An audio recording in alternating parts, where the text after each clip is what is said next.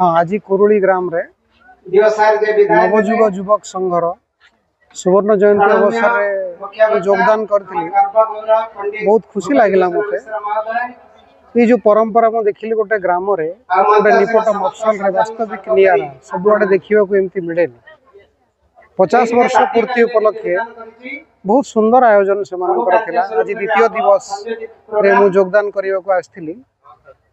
सेतिरे मु देखिली युवक संघ आनुकूल्य से वास्तविक सभ्यता और संस्कृति को मिसईकरी बहुत सुंदर सुंदर कार्यक्रम बहुत क्रीड़ाविद मान सम्मानित करिसेंती।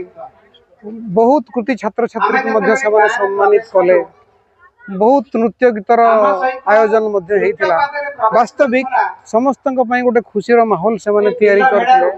ये गोटे निश्चित भाव में सबू ग्राम गोटे उदाहरण होटा मोर आशा और भरोसा। वर्ण जयंती आयोजन करूँ आम 10-15 दिन तले गोटे मीटिंग करूँ। मीटिंग करके समस्त सभ्य मैंने एकाठी हेलु।